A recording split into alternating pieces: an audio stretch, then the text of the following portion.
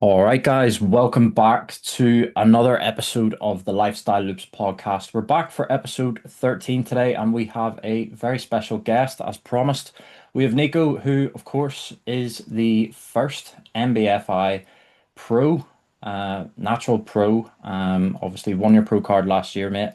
Your WMBF pro card as well. Goes without saying, we are very, very grateful that you've obviously managed to carve out some time for us today, mate. How are things on your end? How is life in the off season treating you? All good. Pleasure to be on the podcast, guys. Thank you very much for having me on. All good.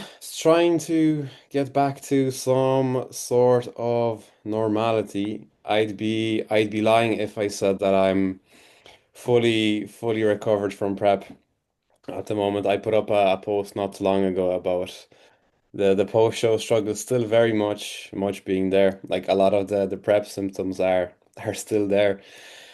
So I'm trying not to stress it too much, but just taking it day by day and getting back to full health really. 100%. Yeah, mate, I think that's kind of that process for me. Like, I actually remember talking to you, I think, at the MBFI in 2024. It was when Matt was doing the show and Oh obviously yeah. came away with the overall. Because you were sitting in front of me in the crowd, and I remember we were chatting about that very subject, Yeah. and you sort of said, "Yeah, mate, like, oh, it's gonna be a couple of years before I go again because I still don't feel normal," and it was a year on. Yeah. Yeah. It's very person dependent, I think, because once again, like some people say they feel fine 2, 3 months after. I'd say I suffer from yeah, I suffer after the post show blues struggles. It's I like still I get a lot of the prep symptoms pretty early on in prep. Hmm. Like libido for me was gone 8 weeks into prep. Jesus. A lot, yeah, and it hasn't returned. That's been like 11 months. Hunger for me is still very much present. Like the food focus that you have in prep is still it's very much there. Appetite is through the roof. I could eat so much food and still not feel full. And in terms of like even decision making, that little bit of brain fog still there. Still very much indecisive. Still very much like obsessing over the small stuff that you would be on prep as well. So yeah, a lot of the symptoms are still there to be honest with you. But like the last time I think 6 months was after my first prep, 6 months when I came back from a holiday, where I was like, oh yeah, I think I'm fully back to myself now. I think it's coming up to almost 6 months post show now. So hopefully things start to pick up a little bit. But I also know that I pushed it way harder last year, so it'll probably take that little bit more time Yeah, of this course. time around. Um, is training and that, like, have you noticed much of a difference as far as your sessions have gone, or are you still? Training is yeah, I'm not gonna lie, it's not enjoyable. I'm going in there for the sake of training, moving, pushing a bit of food around, and so I don't get fat too quickly. But the oomph in training, that pushing past the last couple of reps, still very not much there. If I do 3 training days in a row, I'm written off. Uh, Mhm. a lot of the sessions are still the reps in reserve, which is just not enjoyable. Especially legs too. If I go anywhere near failure on legs, like the day after, I'm dragging as if I'm in the trenches of prep once again. So yeah, training is hasn't been enjoyable. Yeah, yeah, you have the odd good session and you're like, oh yeah, I feel class, you're back. But then again, like 2, 3 days later, it's like, nah, it's back to the same shit. Yeah. Training has been like, yeah, honestly, probably 4 days, and it's more so going in no logbook, 45 minutes, hopping from machine to machine, whatever's free, like no optimal movements, no emphasis on bringing up a certain body part any at the moment, just going in and enjoying it. Because yeah, once again, anything longer than 45 minutes in the gym is just once again, I'm like, oh, I really don't want to be here. So just trying to find a little bit of enjoyment. like yeah, exercise like barbell squats, not the most optimal exercise, instead of a hack squat, some bent over rows, random shit really just to get the enjoyment and the fire back to training once again. Is there anything you're doing differently this time around compared to your first prep, like post show, in terms of like trying to get everything back a little bit quicker? Because I know when I came out of my second prep, we bumped my protein up pretty quickly and pretty high just to kind of curb that appetite. And Uh-huh. fat's pretty high as well. Pull down carbs just to try and get the hormones back. And I know for me that worked really well. And but then it did get to a certain stage where I was like food was just digesting so slow that like we had to pull the fats and the protein down and put the carbs up a little bit more. But is there like anything specific you're doing this time around compared to the last time? I am putting a big emphasis on, yeah, like food. So for that being said, I'm actually getting my bloods done again, but like supplement wise too, I got my bloods done post prep. There was a few things out of whack. Unfortunately, I didn't get a full panel. The one I'm getting tomorrow is like a very in-depth one. But big emphasis on as much minerals and vitamins from food that I can get. I think what fucked me on prep, well, I fucked myself was, well, I've pretty bad OCD as it is anyway. And the last couple of weeks of prep, I think ever since I came back from Marbella, where OCD just went through the roof. Like it was very bad.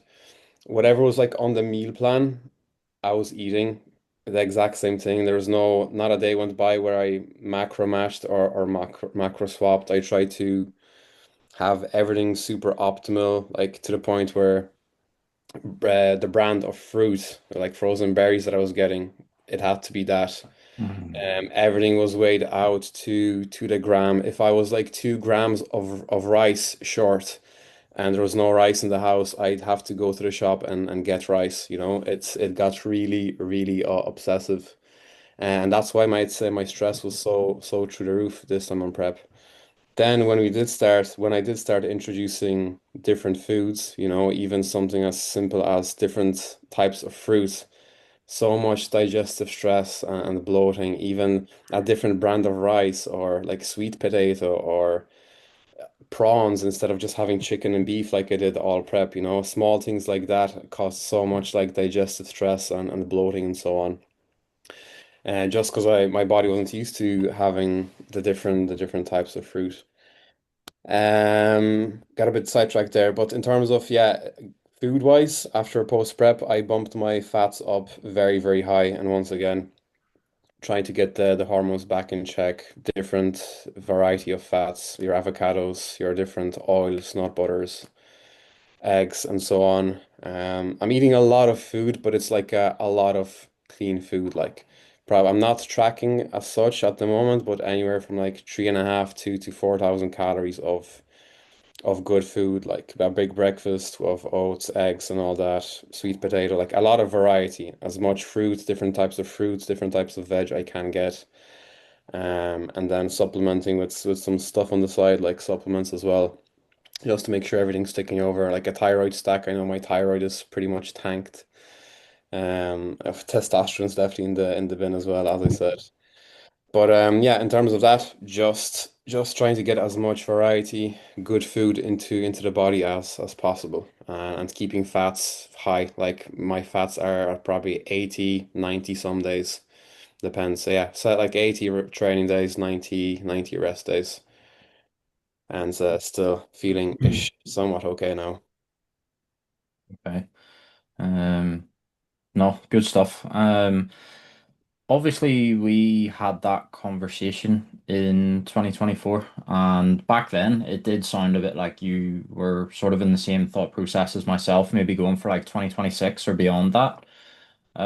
What eventually led you to make the decision to then compete last year with, you know, I guess that whole topic in mind, and because I even knew from that conversation that I had with you back then, you were conscious of the health impacts and things like that. Was 2025 always the plan, or Great question.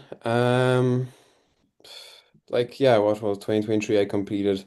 2024 was kind of spent on traveling and building up the online coaching business.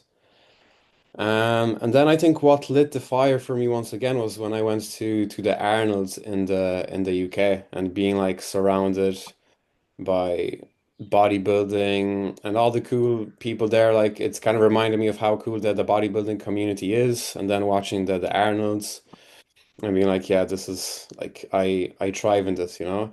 That and also wanting to do something hard once again. Like, yeah, 2024 was a year of kind of getting the body healthy. I did lots of traveling. So that was like a year of kind of chilling out, and then I was like, fuck it. Like I think at the Arnold's as well, I bumped into Tim, and we had a chat because we were going back and forth, about potentially prepping me, and then I had a chat with him. I think it was the Saturdays of the finals, after the open finals, we had a chat with Tim, and then I dropped him a text the morning after coming back from Birmingham, and I was like, right, let's run it up. So yeah, we did a I did an off season with Tim there, and yeah, we pulled the trigger on prep in 2025. But very much, I think the Arnold's lit the fire for me again. And after a year of chilling out, I was like, yeah, it's time to do something difficult again now. Yeah, 100%. Um, was that when you started with Tim then? Or had you been in touch with him before that? Or So I remember after my first competitive season, I signed with Tim like immediately after okay, NBFI for I dropped my coach and I signed on with Tim. It was the time where his stuff was popping off with, Jay Freaky, what's his name, Joe Gillen, and he also had Jack. And it was Kingsley the Cluck, year, yeah. yeah. It was the year that he cleaned up with all the lads in Romania and stuff like that. So Mhm. all this stuff were popping up. I was like, damn, who's this coach? And I went into straight away into with Tim for the reverse. And I lasted about 8 weeks. And I was like, nah, this is just too much. I need a break from bodybuilding. He was very understandable with that as well. There was no pressure there, so I stopped after the 8 weeks, and then we still kept in touch and so on. And then after the Arnold's, I signed on with him again, which was, yeah, like probably what, 3 4 months after that. Yeah, I started with Tim. So yeah, April or March 2024 was when I started again with Tim. And yeah. Very good. Are you still with him or did you No, wrapped up. wrapped up? Once again, I think 3 months post show, 3 months post show, and I was like, yeah, same thing again. I need a break Bit from of a my break. fitness pal, from logging training, from being optimal, from the bodybuilder lifestyle. And Yeah. Tim knows that as well. And I say the whole time, look, at the end of the day, I'm not really a bodybuilder. I'm a fake bodybuilder, if you could call it that. I'm like I know very much Jake, Matt, you as well, Cameron. You well, See maybe the I'm way you were mentioned last there, C-Ban? You're off the Yeah, ball, I mate. know. Not Militant. And I'm not but militant. I've never had like a structured off season where I'm eating bang onto the macros and walk around with lunch boxes in my bulk, my off season. I kind of do whatever I want. If I have three off plan meals at one weekend because I have to catch up with one of the lads, with my girlfriend, and then head out on a Sunday with my parents, I will, you know. If I'm short on protein or like I wouldn't be meticulous like that and live and breathe it outside that. And I would say I never was. The only reason I kind of did do prep is once again is to push the body to the limits and see what my physique is capable of. Even with this year, the winning the pro cards, I wouldn't say it was like our sole focus and goal with Tim. Yeah, in the back of my mind, like yeah, a pro card would be cool, but I didn't expect well the one at WNBF. I didn't know there wasn't up for grabs. Same with NBFI. I thought last year the only way for me to get a pro card was to what play top three in NBFI and then go to Romania or Denmark wherever Mhm. that stuff is. Yeah, and I thought that's the route for me. So yeah, it wasn't like I was like chasing a pro card all along last year or anything like that. I was like, yeah, if we win it, it'll be cool. I had it written down in my goals, but it was never like the sole focus. It's the pro card or nothing. It was very much just let's see how far I can push the body Yeah, this year. So yeah, so eager to like beat, as cliche as it sounds, beat the last package. I really wanted shredded glutes, and just be peeled out of my mind, and I think that was achieved. 100%. Um, no, I think that's good, mate. I think like you obviously know what approach works well for you as well. You know, like I would say arguably out of the two lads, I'm probably the most similar to you in that sometimes I do employ a bit more of a relaxed approach. Jake's smiling because he loves to keep me going about certain things at times. But um, yeah, ultimately I fell into bodybuilding through it's just kind of a natural progression. But I'm on macros. I've never been on a meal plan. I've always just followed flexible dieting. Probably similar to yourself. Like I grew up watching Christian Guzman, Rob Lipsett, you know, these guys on YouTube, Joe Delaney and stuff, and then I just fell into bodybuilding from that. So yeah, but obviously it works for you. You know, I guess it works as well to an extent for me, you know, but more so for yourself. It works for you. You've managed to get a pro card out of it. Um, and I would argue as well, probably employing that more relaxed approach in the off season, it probably also has benefits, to be honest, mate. You Switch it know? on and prep, yeah. Yeah, exactly. What I really like, and I actually do rate, is the fact that you don't lie about what you are. You're not painting yourself as some hardcore bodybuilder year round. You're like, you'll openly come on and say, Yeah, just I just chill out a bit. I yeah. think once you start like pretending that you're someone you're not, that's when you run into the issue. Yeah, yeah, and yeah, that's yeah what I always said as well. It's like I never lived and breathed the whole bodybuilding process once again. Like the pro cards didn't change anything. It's once again just too difficult shit really push the body see how far. No, don't get me wrong. I love bodybuilding as a sport, and I watched the obviously the Arnolds, the Olympias and stuff. I still very much enjoy consuming that bodybuilding content too. Like YouTube is very much bodybuilding content because it's educational, right? At the end of the day, who's the best at building muscle, losing fat, holding on to as much muscle? It's bodybuilders, right? So like that bodybuilder kind of the methodologies translate directly onto coaching and how well not fully coach people, but um, like using that to develop physiques for other people as well. Of course. Um, yeah, I think as well, it will probably, I'm sure it will help as well with your clients to actually relate to you and you to relate to them a bit more. Obviously it depends, I think, on the type of people you're working with, but I'm not sure, like, would you be coaching any competitors or is it more lifestyle based clients? Lifestyle, pretty much all Mhm. lifestyle. I did have two guys prepping for last year, two competitors, which I enjoyed. I'm not gonna lie, I enjoyed that, and I have one guy, Anthony, going again this year, Okay. which I'm very much looking forward to. Yeah, not gonna lie, I enjoyed the prepping side of things. I would say it's what I was. Yeah, with like it's a bit different than lifestyle. Obviously, with the competitive lads are very much they know what to do. They crack on with the work that needs to get done. A little bit different from lifestyle. It all depends on the level of lifestyle clients too, I think, because you have some advanced lifestyle clients that just crack on, and Hmm. then you have the other lads that need that little bit more care and that little bit more extra support. But yeah, lifestyle mainly for me. Okay. Um, all good stuff. I suppose, yeah, one thing I did want to loop back on the pro card. The MBFI one in particular, you were saying, you weren't even sure if that was up for grabs or whatnot. Do you know what that actually entitles you to do, or like where you can use that in the future or anything, or Pretty It's how like fucking cool to have all though. with the DFBA. the So FBA like stuff? Yeah. that's really just it. Like to be honest, I didn't even know there was a pro card.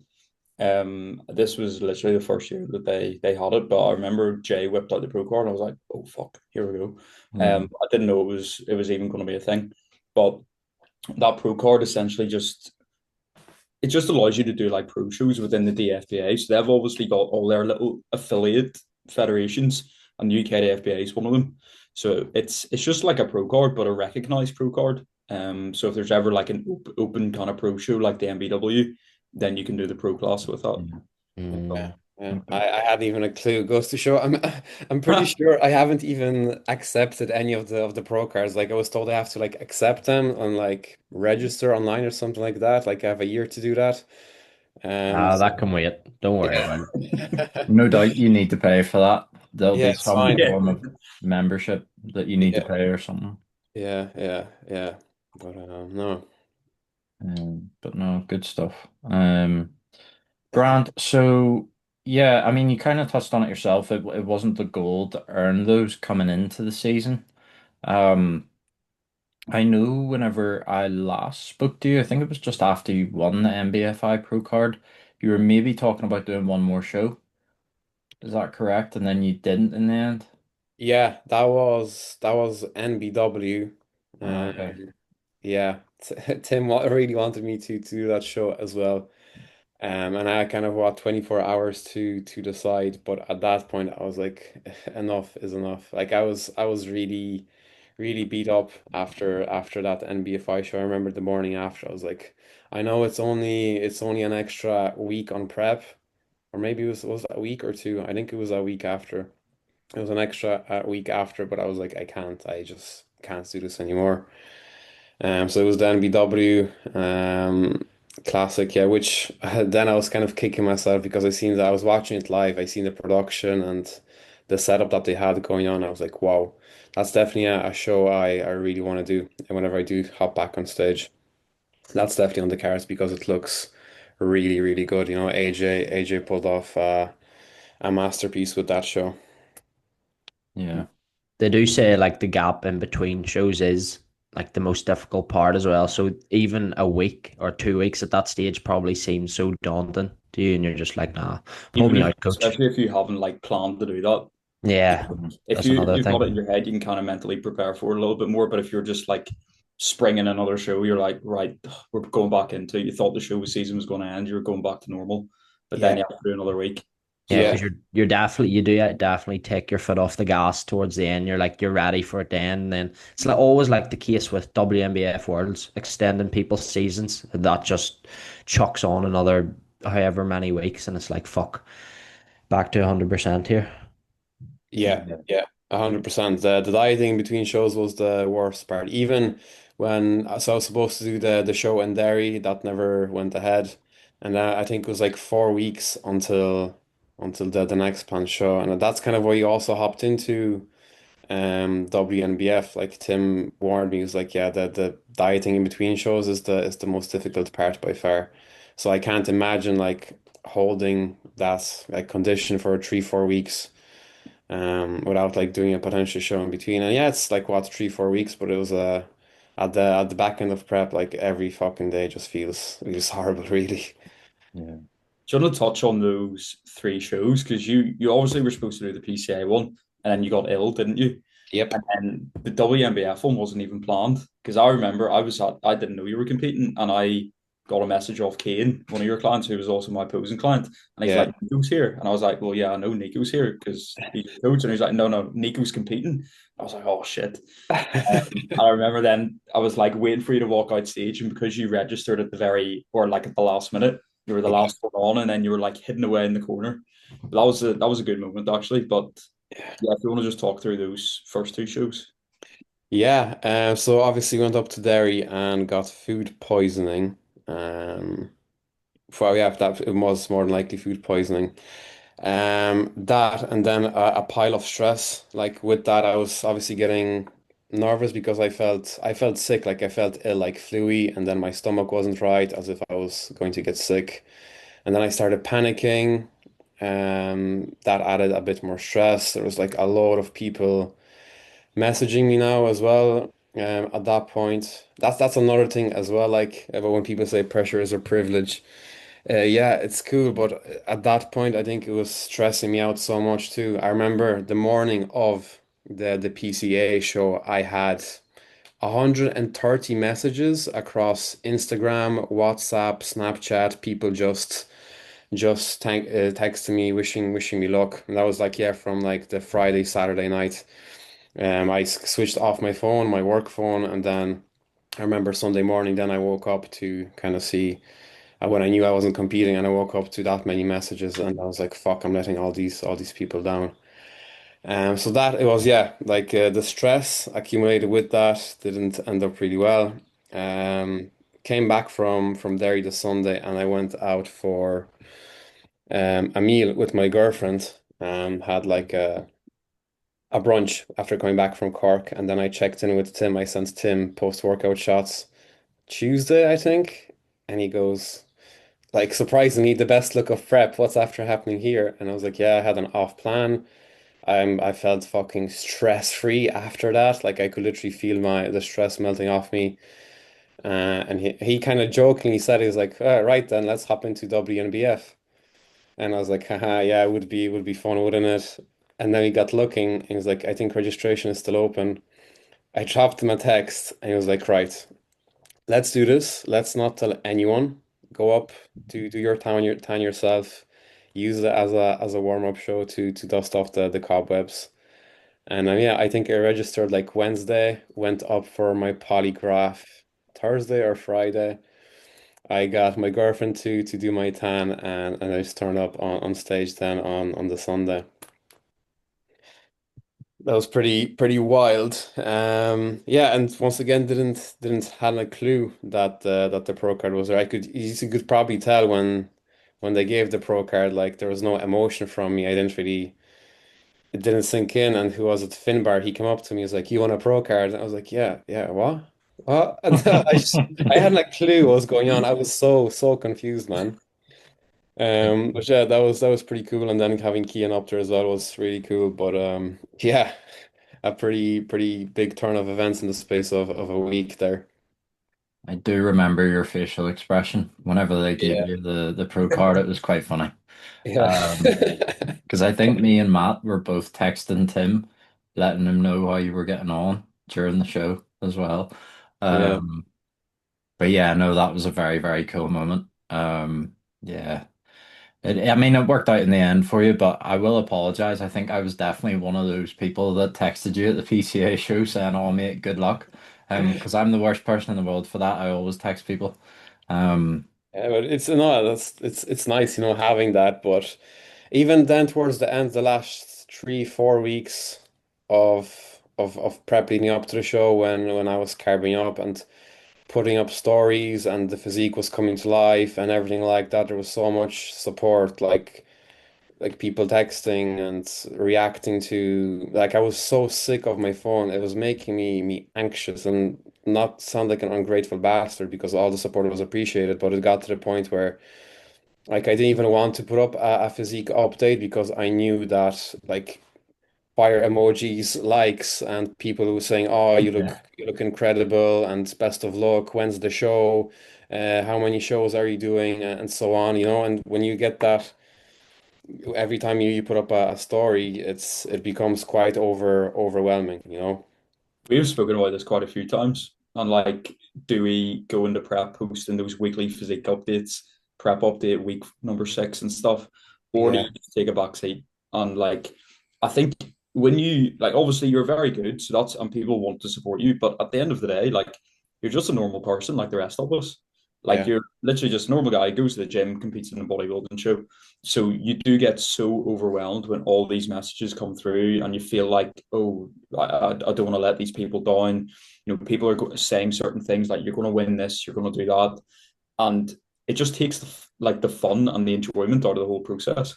yeah, yeah, 100%. And then you don't want to be like a dickhead by not replying to these people and saying thank you. But once again, that back end of prep where you barely want to have a conversation with people, and you have messages coming through. You don't want to be a dickhead, and not reply to these people and thank them, because yeah, I was very grateful for the support. At the end of the day, it's once again, some of the messages I got were the messages that pushed me through some of the hardest days of prep as well. Yeah, definitely. I think if you can't detach from your phone on a show day, it can be quite dangerous. Yeah, If you are posting updates and like, oh, show day, here's my way in, here's my physique shots, and people are obviously replying to stories. Um, I think I did that quite well for the most part, but I do know quite a lot of people that haven't done, and they've been like backstage replying to messages and stuff, and it can just really mess with your head because you're just in a strange place by that stage. You know, even the smallest things can just set you off totally. But yeah. 100%. Do you know what it was like food wise with that caused the food poisoning, or do you just like Uh, Great question. We were in a rush up to Derry anyway. Whatever way, the roads were very bad. I was driving all the way up to Derry. It was like 6, almost 7 hours on the road. With kind of one break, I was having the meal in the car while driving. Tim was already at the Airbnb. He actually got the food shop for me because I was supposed to meet him at the gym. And I came in, I dropped the everything on the floor, and there was chicken for me in the fridge, so I cooked up that meal. Whatever way, I probably rushed cooking it and had some raw chicken. Pretty much. That's the only thing that I'm guessing it could have been that, and obviously the accumulation of stress, just trying to get up to the Airbnb and then taking the wrong turn, and that adding another half an hour onto the journey. So I came in rushing into the Airbnb, cooked it probably too quickly, and that's what fucked me really, I'd say. Yeah, that's the only thing I could imagine messed up. See, at that stage as well, you're just like your body is so susceptible to getting ill. Like one tiny little thing will just set it off completely. And then if you're adding the stress of actually competing as well, which even though you might not be like completely stressed out, but it's an additional stressor. Like, okay, I need to bring all this food. I need to get this sorted. I need to go do that. You've got all these things playing on your mind and you just can't chill out. And then one little thing, chicken isn't entirely cooked, everything goes to shit. So yeah, it's an absolute disaster. Yeah, that it was a combination of everything really. Yeah, once again, like I should have been up there. I should have had the two meals and been up there way earlier. Things got delayed. Tim was like, have another meal before you train. So yeah, I went in rushing that, and it just went downhill after that. it worked out all right in the end for you, I suppose, Yeah, Nick, you know? yeah, absolutely. Like that's the thing. I'm a big believer that everything happens for a reason because if that didn't happen, I wouldn't have done the WNBF show. Like I didn't sign up for it. I wasn't supposed to do that show, so it all played out in my favor, I guess. Yeah. And I don't know, like I would say it probably is accurate to say, I'm sure you guys would agree. I think a WNBF Pro card's probably a bit more coveted than the NBFI one. You know, like a lot of people put the WNBF Pro cards on a pedestal, so the fact that you got that, and you know, that's obviously a show you weren't maybe planning on doing initially anyway. Mm. Um, yeah, is definitely a big win. Um, you did the muscle contest Ireland as well, didn't you, last year? All about that show. Yeah, I actually forgot about it until I was researching just before this. Yeah. Um, what was that like experience at that? Honestly, not great to be brutally honest with you. I think it was we definitely brought the best look of the season to that show. Well, my favorite look. I remember I have that picture of me pumping up backstage. We were absolutely bursting full. It was by far my favorite look of the season. But organization wise, not great. We were there backstage. Obviously, the natties were on in the morning, and then assisted guys in the evening time. Organization wise, like yeah, I got there at 9. We were supposed to be on stage at 10. Very much. When are we on? I don't know. Just keep pumping up. Kind of a job, you know. Yeah, and there was like it wasn't even that many competitors. Obviously, the registration and everything like that, the signing up for classes is pretty expensive too. And the memberships for the NPC stuff as well. So it wasn't as there wasn't as many competitors in there. I think there was like what 3 people in my class. And then like yeah, a handful in the other classes. But it just felt very rushed. They kind of got us on stage and then got us off as if they didn't really care. And then last minute I decided to hop into the assisted show as well. I was like, fuck it, why not? So I did that assisted show in the evening too. And even that, yeah, like they were like, oh, you're going on stage in 15 minutes. and I was no joke pumping up for an hour and a half backstage. Anytime I asked when are we on, it was like, yeah, I should be on in 15, 30 minutes, so just keep pumping up. Like when I started pumping up until I actually got on stage, it was a good 90 minutes. So just trying to get a little bit of honey, some jellies in to not lose the pump. But yeah, if it wasn't, if I wouldn't be doing it. And I think that's something you discussed on previous podcast about the shows being on like the same time. What is the PCA? Yeah. Yeah, that clash. Mm. Yeah. Yeah, if I was to, if whoever is competing, give some advice, go for WNBF and NBFI. Yeah. As Do you much want? as I would have liked to do the obviously, well, I wanted to do the PCA show. I think I would have been the only person in my class that day Yeah, because there was nobody in your class. There was yeah, not classic at all, and there was only two guys in the other classic one, so yeah, it's a bit of a shame.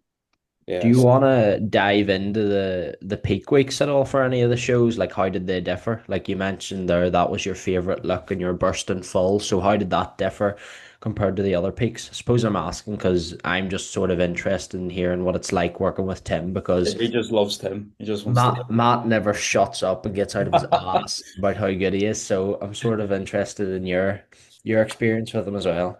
yeah, yeah. I mean, I'm not surprised. He's a fucking great coach, and obviously the results he has proves that. The fact that he was able to even peak me with all the stress is crazy. It's wild to think because I was so stressed towards the back end of prep. So the fact that he was able to peak my physique was beyond me. Um, so the initial PCA show, linear load, was supposed to be a linear load.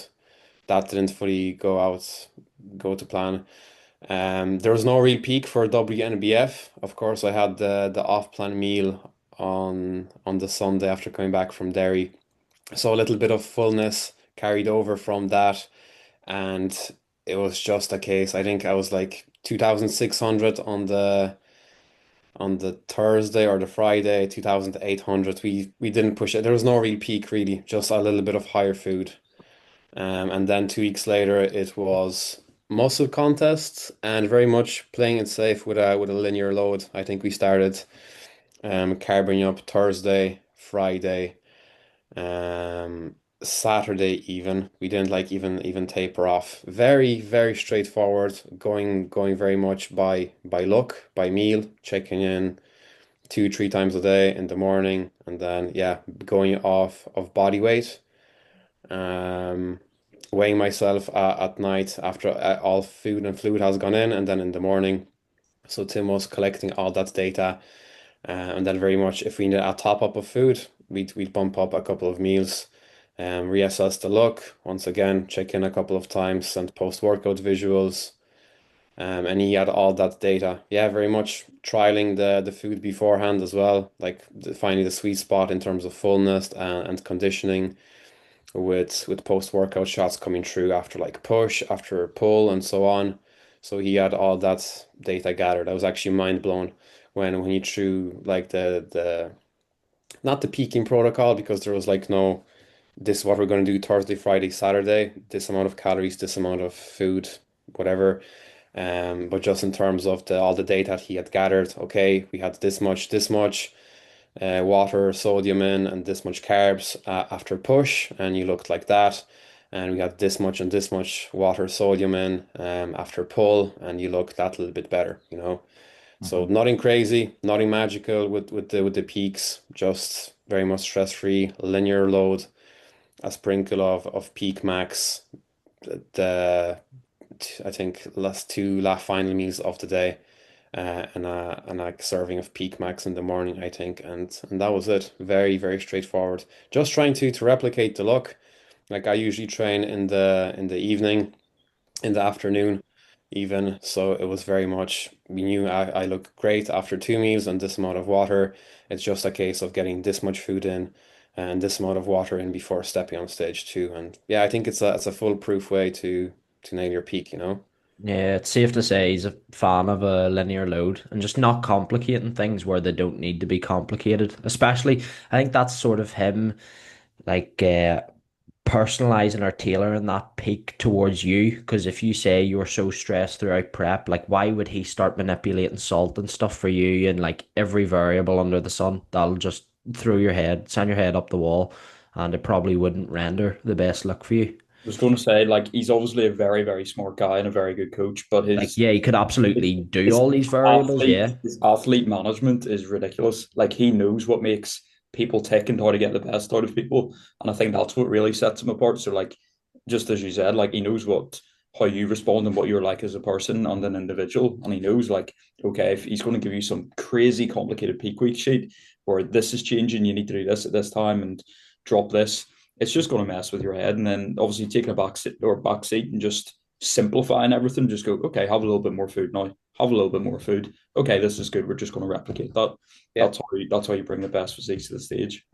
100%. And even like small things like discussing a potential front load for the muscle contest show, because he was like, look, what we can do as well is load you on early on in the week so that the closer you get to the show, let's say the Thursday, Friday, where there might be that little bit more stress, people texting you again, you don't have to focus on getting a shitload of food and loading towards the back end of the week. We just be kind of loaded at the start of the week and it'd be fine. I was like, no, I think I should be fine, and we can just go as normal too. So yeah, he's a wizard. He's a genius. It really is. It's cool to see how much he has risen and how quickly he's like risen to the top of the scene ever since signing up with as like a co-coach with Christian, and now he is like the front runner along with Christian. It's definitely cool 100%. to see. I can see him being the top level coach, best coaches up along the among the best coaches in the world. He just needs more time and what bigger names, I guess, and that's coming. But yeah, he's a great guy. Nice. He's like what I like about him as well is that he understands that I'm not living, breathing bodybuilding. So even in the off season, he knew what was up with me. Like he knows I enjoy that little bit of flexibility, with off plan meals or macro matching or heading out for beers, so that I enjoy life outside of bodybuilding, whether that's going to football or watching football or going on a holiday and going, I don't know, on a 7 day bender with the lads too, that kind of way, you know. He'd Yeah. be a great guy if he could digest more than 50 grams of blueberries at a time, but he's got the worst Yeah, stomach in the world. yeah. He's looking very good for his prep now, isn't he? Yeah, Very that's good. another thing. I'm excited to see the final package there. Is he only doing one show or is he doing a season? He's not doing like a full season, but I think he's got a couple of shows that he wants to do. Yeah, Yeah, I'd like to see that rather than just one and done. Yeah, yeah. Mhm. for sure. Um, yeah. No, I mean, I think the first time I even like met Tim or really even figured out who he was and came across him was that Romania show you referenced where he kind of cleaned up with Jack and yeah, all There I was think even the two Jacks. There two was Jackson Daweed. David, Yeah. and then there was Joe. Well, did Jay Freaky do Romania? Maybe not. I don't think he did Romania. No, he did what is it, the Lille show or whatever, the IFB I Pro. was Yeah, yeah. Which yeah. one of those? No. Yeah. Yeah. No, because I remember seeing them all in the airport. We actually had booked pretty much uh the same departure flight times back home as well. But yeah, since then, as you guys say, he's pretty much just been on an upwards trajectory. I mean, the team of guys now, headlined of course by Matt Chapman. He has working under him, yeah, is obviously very, very impressive. Um, but yeah, mate, you touched there, obviously, quite a bit on the more relaxed approach that you do employ, and just enjoying life, heading away holidays. You obviously have spent quite a bit of time outside of Ireland, and I know obviously you're primarily based in Marbella.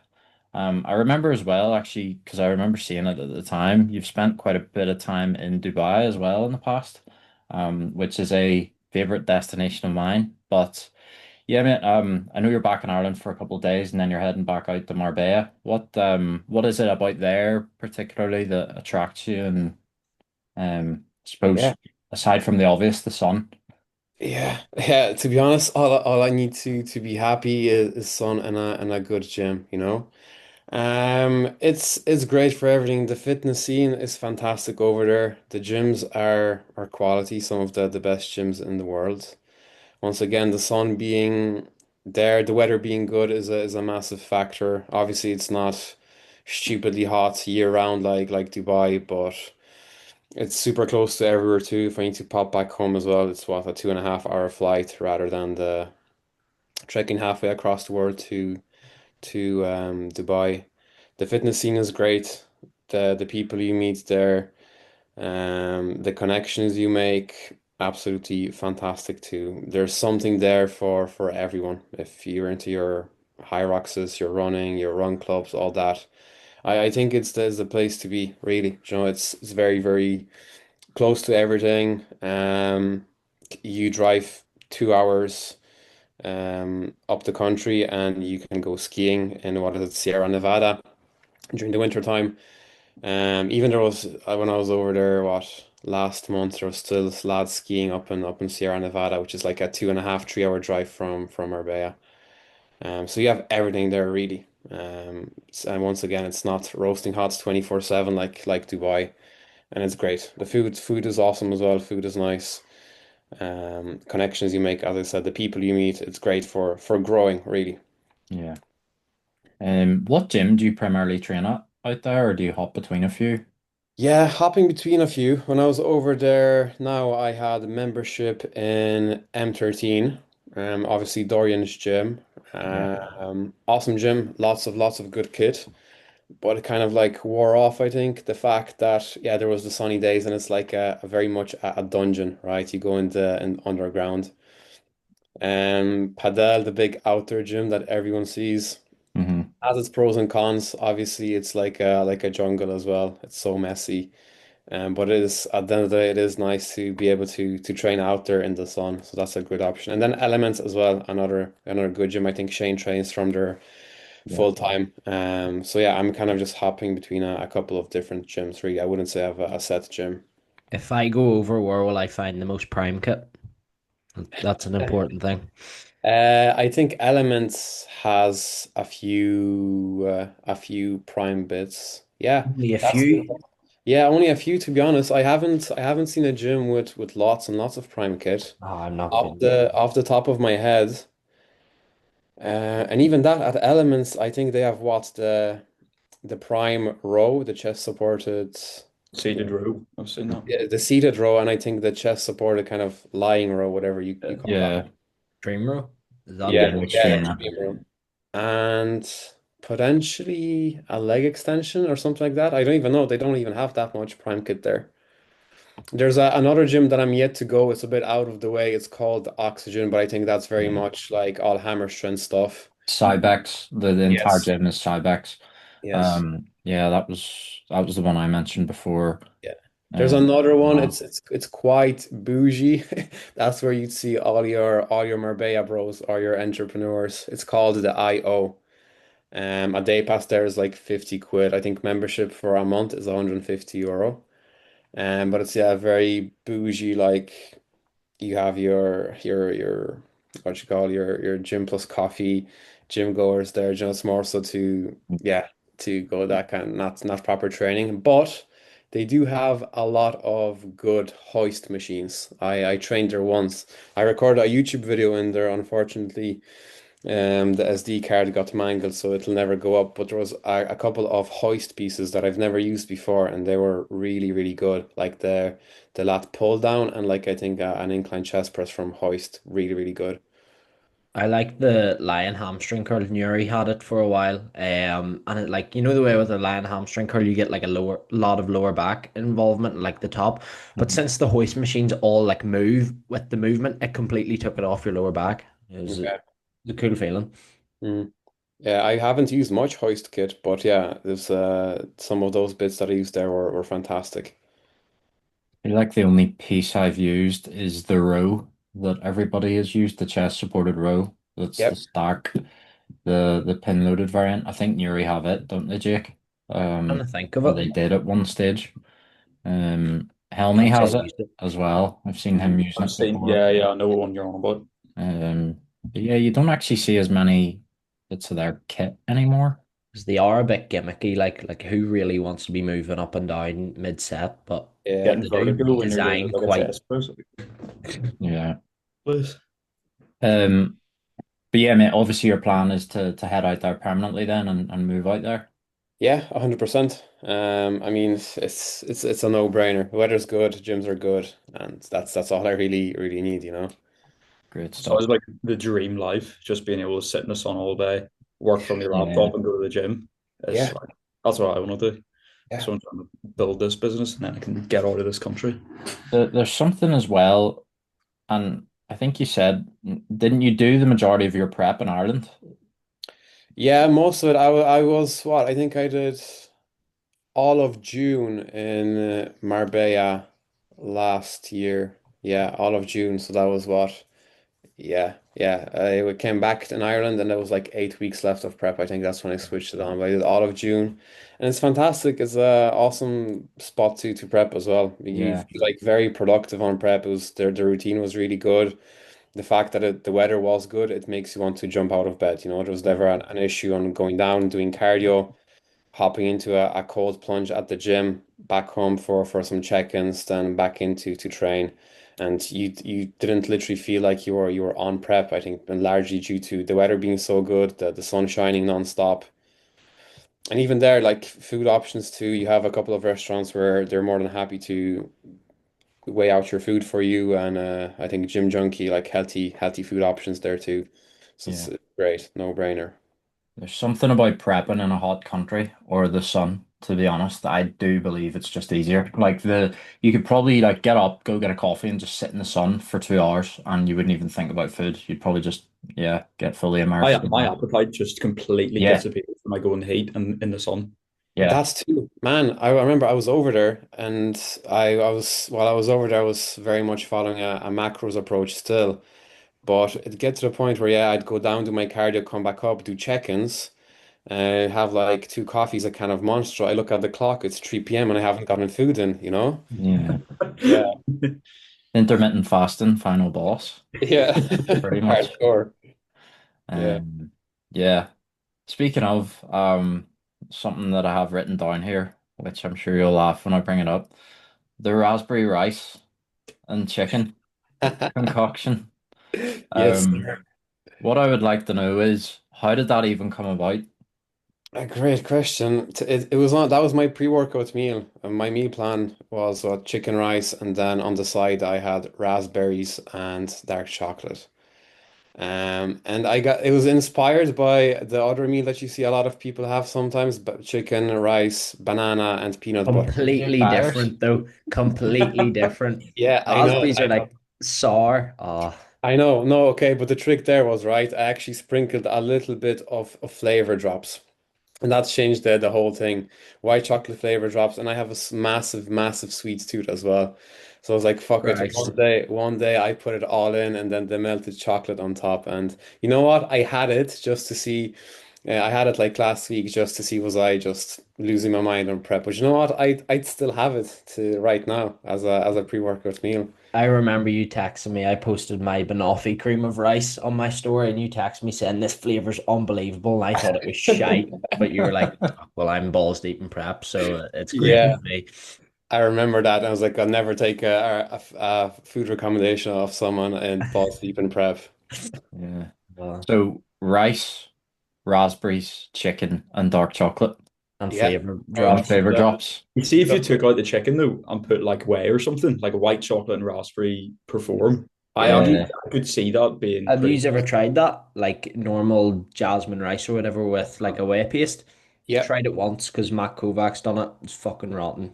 Mm. Really? I've Disgusting. done that with the banana perform. I've had like a banana perform way with rice and banana and almond butter with that too, and it was actually not bad. And again, I'm a weirdo for weird protein flavors as well. Yeah, usually I'm not like fussed on textures and all, but that was terrible. I hated that the whey paste and like just rice. Was it like rice pudding, like actual rice pudding, not the ESN? No, it was like a gloop with lumps in it. It felt like it Yeah, was I don't know. horrible. Not a fan. Oh, Yeah. great. Um, Something else I've written down to touch upon is obviously Matt. You'll probably want to chat about this. Obviously posing for yourself, coming aboard as a posing client. Um, yeah, I suppose Nico, what was the thought process there? When did you reach out to Matt? And Great Was it question. Kane? Was Kane? Did Kane reach out first? Yeah, I actually recommend that before I even went to posing for Matt, I recommended Matt to one of my clients that was prepping for yeah, doing his first season as well. And then I think I reached out to Matt around the 8 week out mark, which is very, very, very late. Yeah, I think I texted you. I was like, yeah, I'm coming back from Marbella, and then we can Mhm. get something. Yeah, you hadn't come home at that point. Yeah, so I was like the 8 week out mark, which is, yeah, once again very late. But like I did fuck all posing the first time I prepped. I'm sure I practiced for my first prep. I did my posing routine like twice, and that was it. I didn't realize the importance of posing. Like even looking back, I had to flick through some of my videos, my check-in videos from the first prep. And I was like, how did I go up on stage with this kind of posing? And then yeah, obviously seeing the importance of posing, and then first couple of calls with Matt, like how much of a difference it makes to the physique. And even like the posing stamina as well, like being able to hold rounds up there, making sure that the tan doesn't melt off.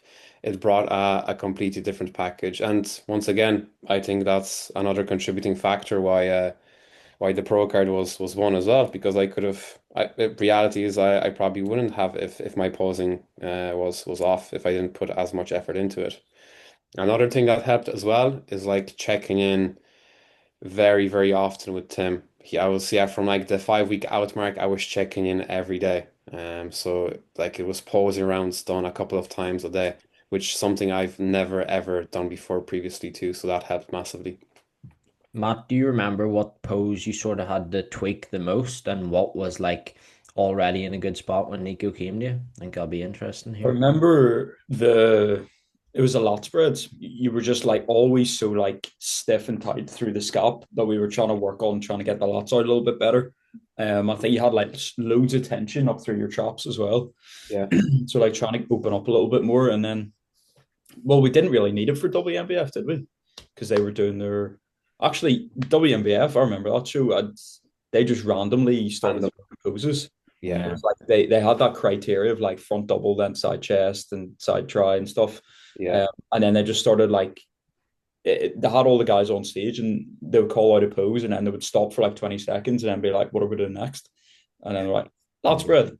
Yeah. I was Yeah. like, right. Or even the back double with one hand up in the sky. Yeah, Yeah. I Yeah. remember all that stuff. But I think it was primarily that rear lat spread that we worked on quite a bit. Yeah, I couldn't open up my left lat for shit. Yeah. Whatever way, it's like I had to look at a camera or at a mirror to be able to hit the lat spread. But if I turned around and I didn't see myself in the mirror, I could not hit a back lat spread. Front lat spread wasn't too bad, but the back lat spread caused me so much trouble and frustration.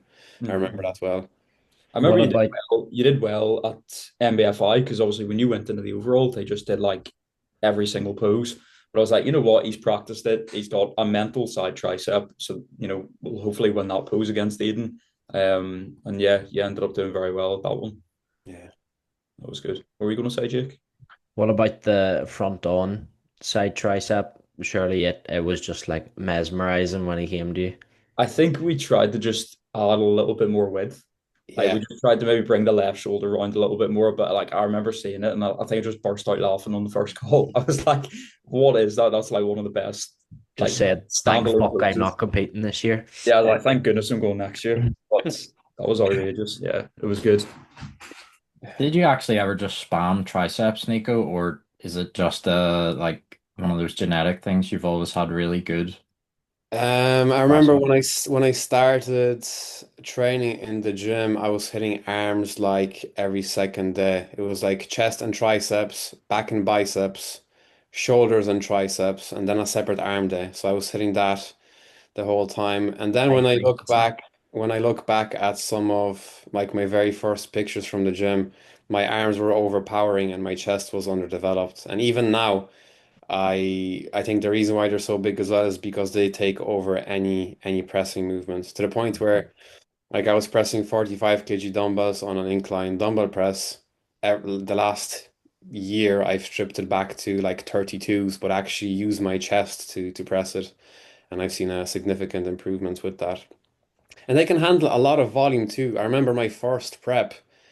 Um, yeah, my first prep, I said it to my coach, I was like, the arms are starting to not recover in between sessions, and we had to look at my training program. I was doing like 18 sets on triceps 4 week out from my show, so they can handle Jesus. a lot of volume. Yeah. Yeah. Yeah. It's a cool muscle group to have really overdeveloped because it's just like a big tomahawk steak hanging off your Yeah. shoulder. It looks silly. It actually makes the rest of the I mean, it makes the shoulders look small and the rest of the physique underdeveloped. But yeah, I think genetically gifted too. My dad has pretty big arms, pretty big triceps, and the fact that they take over in any pressing movement is why they're so developed. Kevin Ho actually asked, is the secret to the triceps the little bakery croissants? The little, the little toffee yum yums, I used to be obsessed with them before. And over in Marbella, they have these little croissants, yeah, and they're like filled with pistachio sauce. Anything pistachio, I fucking love.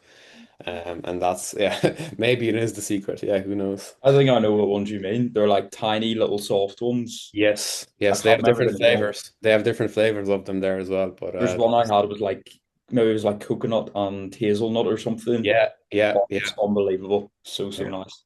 yeah. Are we getting on to the off-plan meal talk now? It Are looks we? like we are. It looks like we're kind of going in We that done direction. so well, lads. We done so well. Uh, I see Um, Matt rating the what was it the churros Ben and yeah, Jerry's.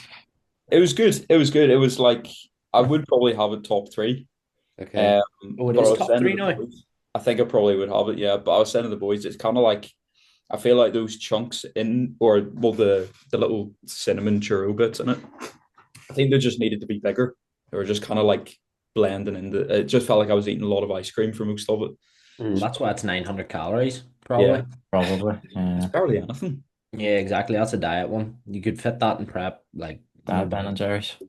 Mm. Uh, What's it kicking out of your top three then? I don't. I need to get the list up here. Get the list up. I'll get the Yeah, their list up. options up.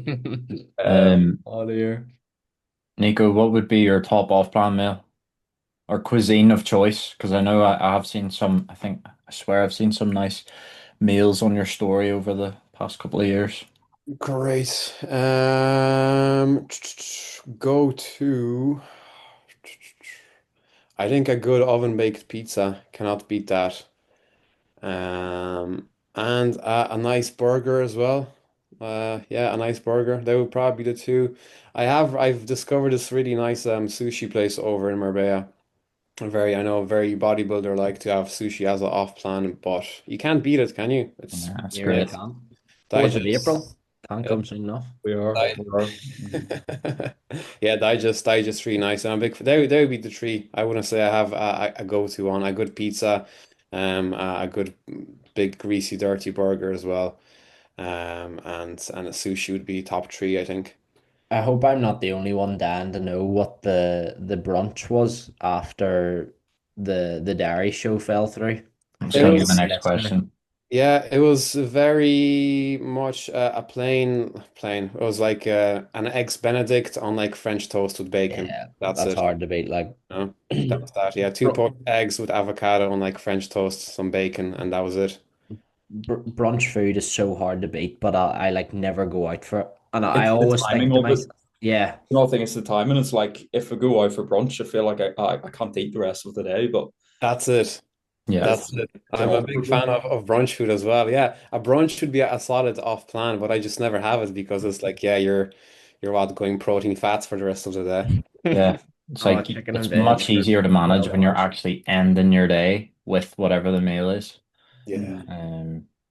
But yeah, do you remember where you went for that? Was it up in Derry or was it? No, it was down in Cork. Ah, okay. Yeah, Lab 82. It's a go-to spot. Very good. It's right across from the train station.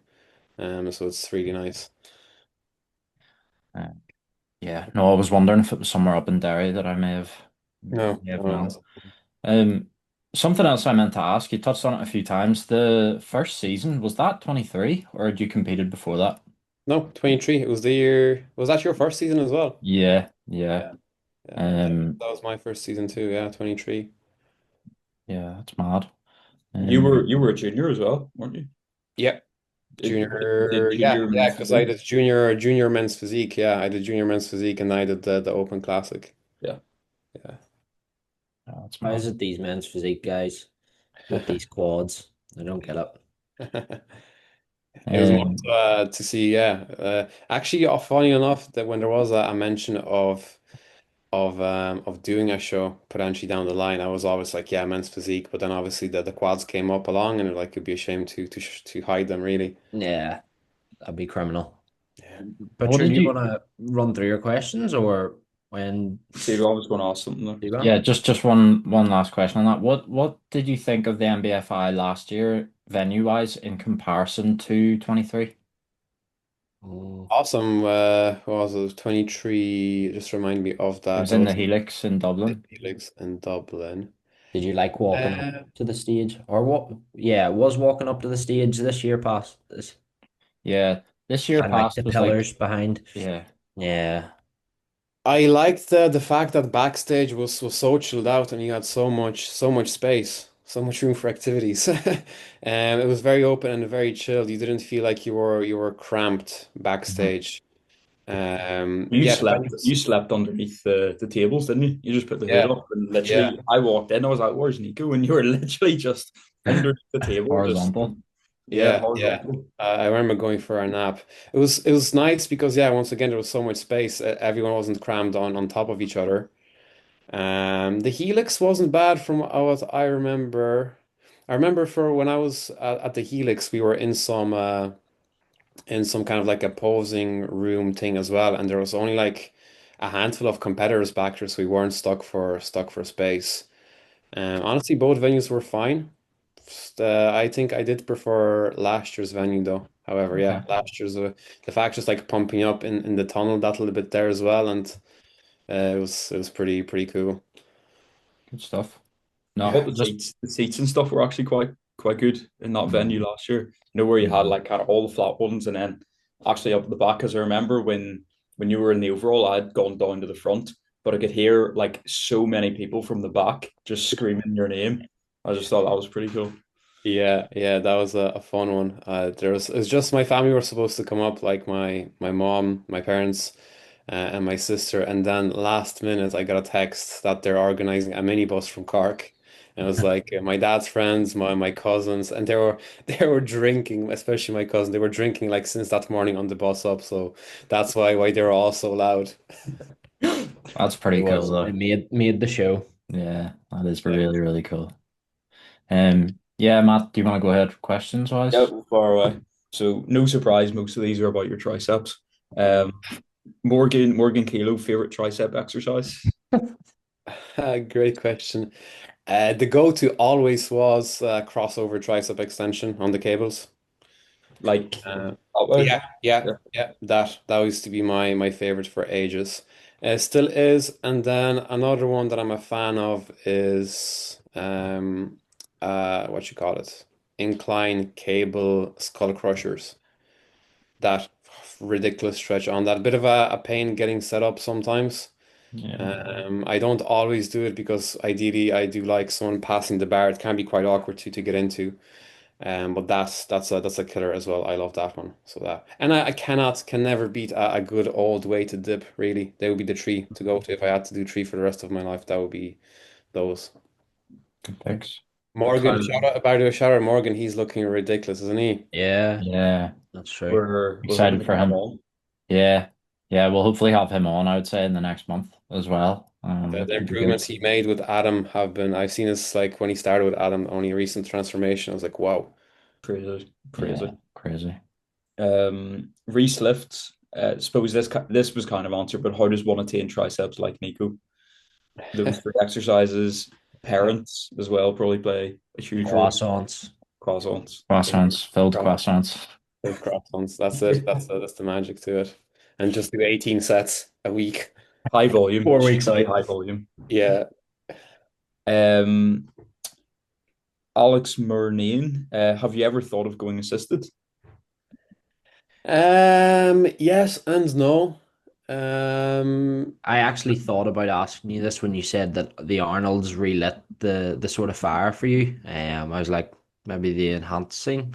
I was thinking more like a post show, you know, what kind of Mikey did, where Yes, yeah. blood work wasn't in a Mm. great place, maybe jump on TRT, get that back in play, and then you're like, oh, maybe add a little bit of something else, and then yeah, take yeah. it from there. It has briefly crossed my mind, but I wasn't like deeply thinking about it because once again, at the end of the day, I'm not a bodybuilder.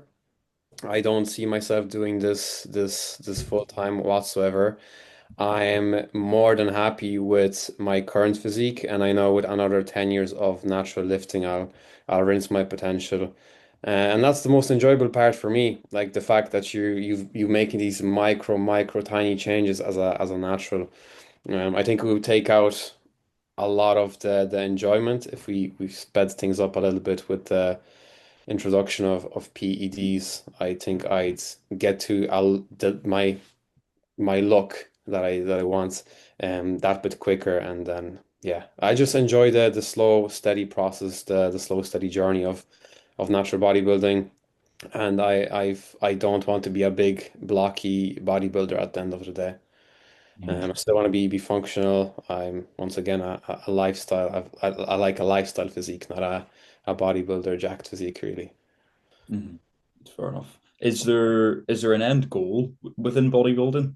Like, is there something, whether it's natural or assisted, that you want to achieve, or a show that you want to win? Good question. After this prep and how much it's taken a toll on everything, like relationships, my mental health. I was questioning myself, is it really worth it putting the body through the ringer, you know? Um, I can confidently say that I won't be stepping back on stage anytime soon, just because I see how much it's taken out of me this year and how long it's taking me to recover. Once again, not the be all end all. An IFBB Pro card natural would be pretty cool. And then winning a world title would be awesome. That's further down the line. Like who knows? I don't want to say anything, but I think maybe my next show will potentially be the last show. I'll spend the next 5 years growing. Like there's no kind of goal or date in mind when I step back on stage. I'll probably train away again for 5 years. Obviously not diluted. I need improvements need to be made to keep up with the pros now and to be competitive with the pros. But I think the end goal would be to win a world title and then hang up the trunks, and that'll be me done.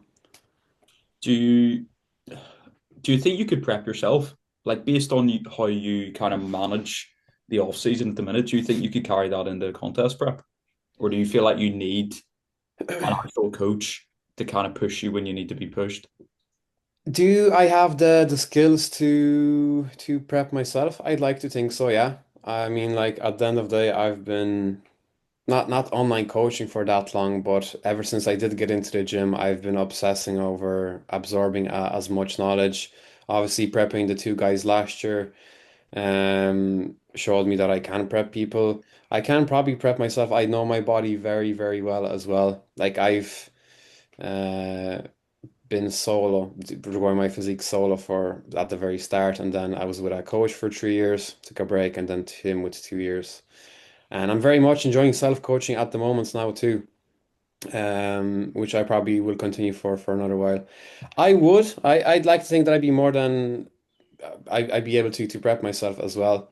But once again, having that coach is just takes off the stress, the pressure, the second guessing yourself. Especially, yeah, I don't think I would prep myself just because I can get so into my head. And once again, going back to how last prep went with my OCD, I think like I just overanalyze and add way too much stress that is just not needed at the end of prep. Who knows? Maybe I would just prep myself and then get a coach for the last couple of weeks out to take that pressure off me. But Because I yeah, was thinking maybe that would actually work quite well for you based on you enjoying a little bit more flexibility and not feeling like a bodybuilder. Like if you just treated it like a normal diet, were still able to go out for your off-plan meals and spend time with your girlfriend and stuff and family, then you could probably get yourself to a certain point and then just have a coach kind of bring it in at the very end. yeah, I know that's that actually a great shout. Yeah, Tim sorry. done that quite a lot. He sort of got a name for himself to do that. Guys joining up with them Finish like it. deep into the season, and he Yeah. just peaking it or finishing off the last few weeks. Yeah, yeah. Mhm. Could work. Do you think about life after bodybuilding quite a bit, or not really at the moment? Because obviously you're still in that phase. How do you mean? So, for example, I think about this sometimes, because I'm 28 now. I'm competing again this year. I have hopefully 5 shows planned.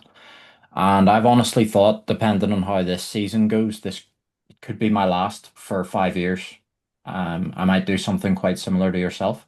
Or if it goes very well, say I'm in with a shout of, pro cards, whatever, then I might go again in like 2 years' time.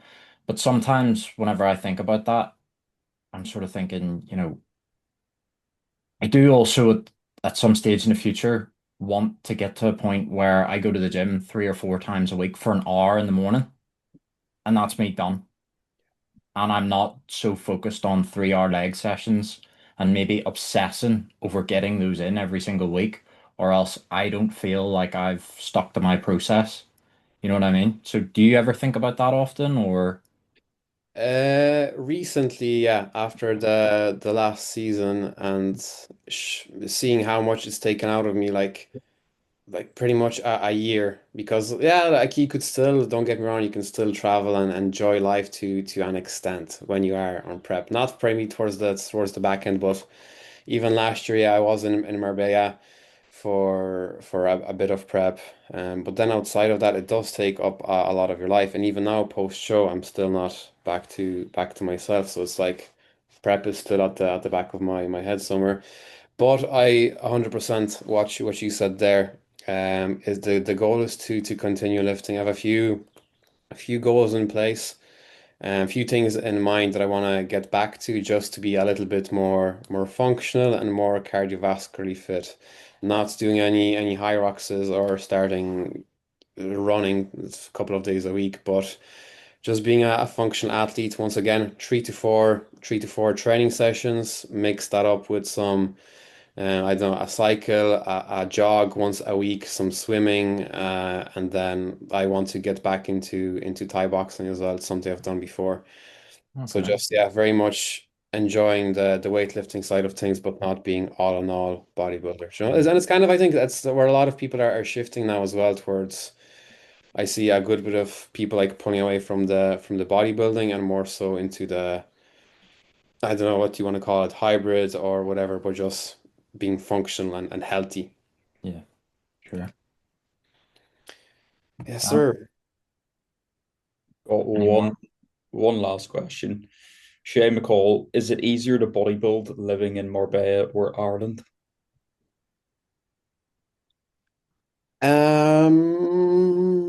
Good question. I think the only thing that does make it better is the weather, the sun. Like you don't drag ass because the sun is shining non-stop. You have all the energy to get out of bed in the morning. You want to do stuff. You get up in the morning, you see the sun is shining, going out for steps isn't an issue.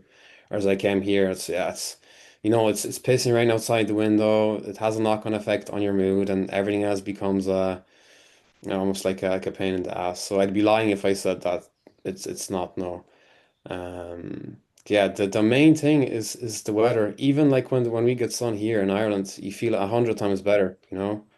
You notice that in the last like couple of days or the last Yeah. week here, we've had a bit of sunshine and suddenly the whole country's like the most positive it's ever been.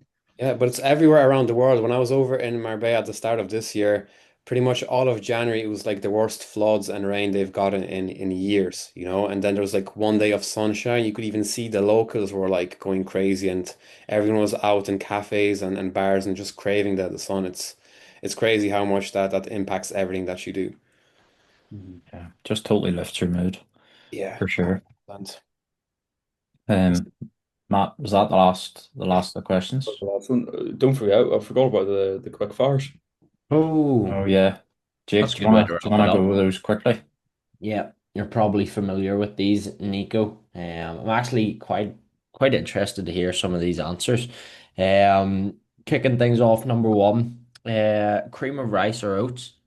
I think oats. I was a big cream of rice Good, fella on good prep. answer. Now we're gone back to oats, and you can't beat a good bowl of oats, can you? Have you tried much ASN rice pudding? I have. I got it. So I ordered after prep along with with their protein, and I had like 100 grams of it. It was like a couple of weeks, two weeks after prep, I think, just introducing new foods, and I've heard great things about it that it digests.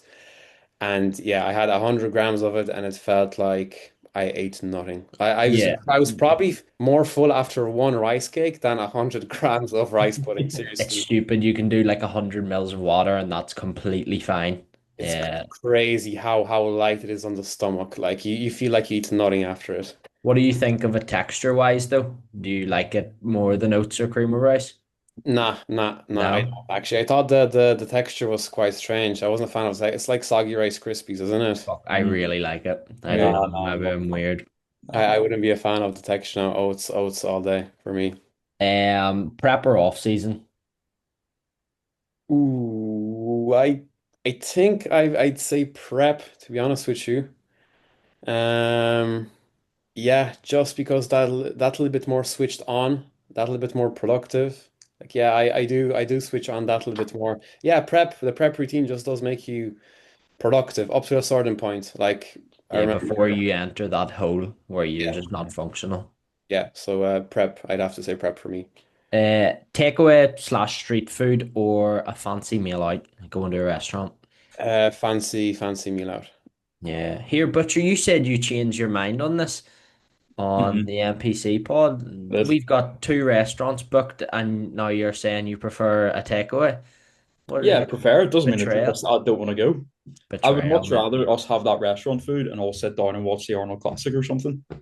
See, but Yeah, let's kick him out and just let him get Domino's on his own or something. yeah, that depends too. I think depends what you mean fancy meal out because I like for me that would be going to we have this like burger place here down in Cork, Son of a Bun. It's really good and they're not like like greasy like takeaway burgers, like proper like gourmet nice burgers you could say. But yeah, I think 9 times out of 10 it would be a restaurant, whether it's that's some sushi or something like that. Rarely like a Domino's every now and again. But once again, if I had to get pizza, it would 9 times out of 10 be an oven baked wood I fired like pizza. a Neapolitan sort of thing, like Yeah, a yeah, nice one, yeah. yeah. Um, never get stronger or never get bigger. Never get stronger. Good answer. I think we're all on the same board there. Favorite exercise is a tricep, Gold Crusher. katana, crusher. Favorite exercise. You know what? I've been enjoying a good old barbell bent over row recently. Don't Yeah, say that to Jake. Jake No, will not be happy. I'm there's joking. something That's about it. clearly the way you grow your back, Butcher. There's something in it. As a spectator, classic men's physique or open. Classic has to be Now this will be a good one. Pick one for the rest of your life: coffee, energy drinks, or pre-workout. And coffee. then, I knew that was coming. So coffee order at the end. Coconut flat white. There we go. We're waiting. You can't Brilliant. beat. Jake was going to get a coconut flat white to celebrate you being on. Oh, But really? the town's closed. They're doing like a half marathon around Portadown. Like they've literally closed all the access to the like one specialty coffee shop open in town. So I wasn't for walking. So I didn't get one. What's the go-to coffee order for yourself? I'm still on like a just an Americano kick or like a short black if I'm in a specialty shop. It's like I just can't be bothered having the extra bit of like milk or digestive, like putting that stress on my GI in between Yeah, meals. It's yeah. But only you a don't cup you of laugh? coffee. You Like agreed with it. it's just a cup of coffee. Like You agreed with it, mate. So 100 don't be mils of going coconut back. milk isn't gonna. don't go back on Digest. your word. You agreed with me like last week. You said you had your little cappuccino and your tummy felt a bit fuller. No, what, a cappuccino? I've been having the Americanos with oat milk. You did. You did You say that. agreed with me. No milk. Nine times out of ten, I would have like I very much enjoy a normal strong black coffee. I like the taste of good black coffee. And I wouldn't, even if I'm making coffee at home myself, I wouldn't be embarrassed with making any sort of a flat white, just a straight black coffee, right? But there's a good spot on the way up to the gym that make like really good coffee, so I do pick it up every now and again. A city break or a week in the sun? Oof, week in the sun, I'd have to say, yeah. Yeah. And favorite Ben and Jerry's tub? Ooh, I'm not gonna lie, I've had a handful of Ben and Jerry tubs in my life. I couldn't even tell you off the top of my head. Is it fish food potentially? Yeah, Fish it's good. food's always up there, isn't it? Good, yeah, it's very good. It's actually one of my I favorites. can't even to be honest with you, I don't have it enough to have like a top three, but yeah, I'd say fish food would be up there. Need Now to I'm get very you. eager to try the churros one Matt had on his story. Me I'm a too, big mate. fan of No churros. digestive stress. You always wake up in the morning, look absolutely fantastic. I'm going to say to Tim about it for a peak week. Yeah, We'll see what happens. Good, mate. If keeping stress low is the key to a successful peak week, I Mate, will have a if he Ben and lets Jerry. you do concentration curls, he'll probably let you have a Ben and Jerry's in peak week. He just says do what you want. So It's working. it's Just have it. working. We're not changing it. And then final one, Nico.